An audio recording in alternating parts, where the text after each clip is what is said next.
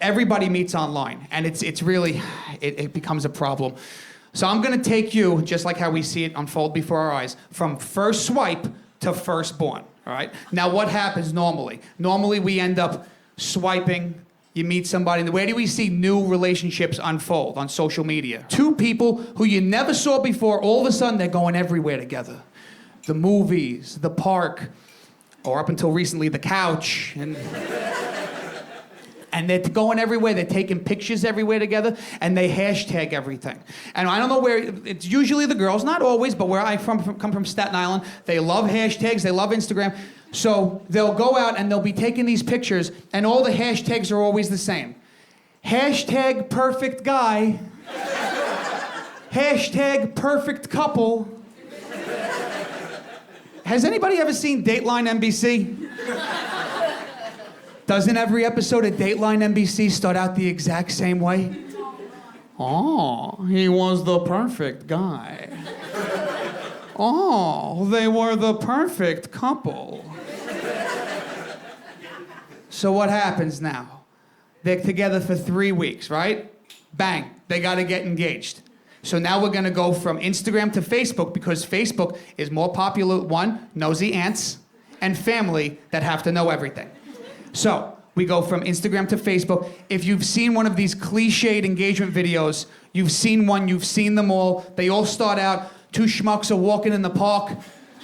There's a drone 500 feet up. He gets down on one knee. 500 feet up, the guy's tying his shoe. You have a world of an audience. Do something else. Now you're gonna get invited to a wedding, so we're gonna go from Facebook to snail mail. You're gonna get a paper invite for a wedding. Has anybody been to a wedding past couple of years in the tri-state area? They do something now at weddings, and you pay extra for this.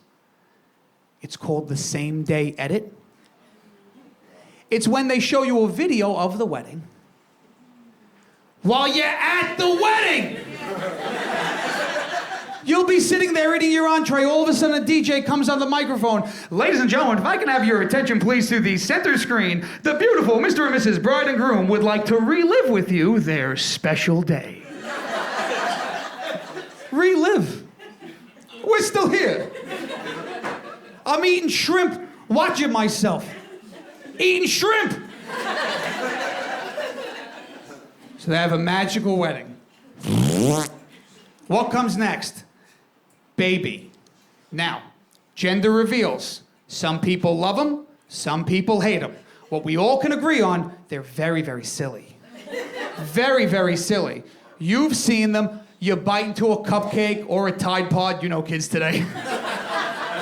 And if it's pink frosting or blue frosting, or they'll pop a balloon and baby Pishkadil glitter will fall out, or baby hoo-ha glitter.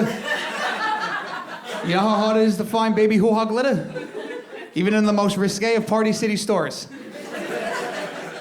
And then they have to name the child. So here comes the naming. Listen to me, please. Life, especially the past few years, has become hard enough.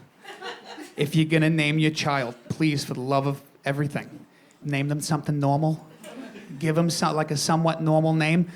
It's gone out of whack. You know who I blame? Gwyneth Paltrow. What did Gwyneth Paltrow name her kid? Apple. She was like Wyatt Earp with that answer. That's how traumatized we were.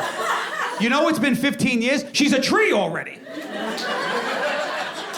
Apple. You know how complicated we're gonna make everyday life if you start naming people after food? What could you do? What are the rules? Can you venture out of produce? Can you use frozen foods? Can you name a baby Stouffer's? What do you do? Ethnic names? Are we gonna one day say, hey, this is my agent Parmesan Matola and my lawyer Matza Levine? And people go, oh my God, it's such a cute name. It's an awful name. Not a lot of these people are Ariana Grandes or Kim Kardashians, and they're gonna lead these mediocre crud lives, and they're gonna grow up, they're gonna have a little apartment somewhere where the buses don't run, and they're gonna listen every day with their ear to the door waiting because they're gonna have no friends because their frickin' name is Onion Dip. And they're gonna be waiting, listening to the door, and there's gonna be a party down the hall, and somebody's gonna come to the party, and they're gonna go, oh, hey, you're here. Oh, you brought the onion dip. And she's gonna go, oh, like it's her time to shine. And she's gonna go, oh, hi, Did you just call my name? And they're gonna say, no, Mrs. Lipton, nobody called you. Get back inside. Before you know it, little avocado is turning 1. So what does that mean? That means it's time for a first birthday party. Except it's not a first birthday party like we had them. It's a first birthday party. They're huge now. When I was a kid, if you had a birthday party, any birthday party, you had it in the backyard with a pool. You had to find somebody with a pool. Backyard with a pool. Or a basement, and not a finished basement. The balloons would pop on the rusted nails hanging out of the beams. The Pink Panther installation would dangle down. We'd all run through and get in our hair. The stupid ones would eat it. Tops. We rented a Night to Columbus or a VFW hall. Remember a VFW hall? Smelled like Metamucil and Maalox. You filled it with your family and food. We had folding chairs with no padding. We had cold behinds, but we had a good time. Now they rent these extravagant halls, these giant wedding halls, thousands of dollars with balloons and $1,000 spreads and $1,000 DJs and $1,000 robot DJs. And all the while, all you can hear is burr, burr, burr, burr, burr, burr, burr, burr, burr, burr.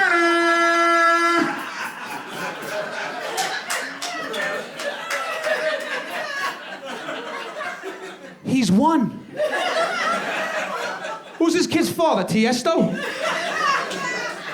I swear, I get invited to one more, just one more over the top, over extravagant first birthday party.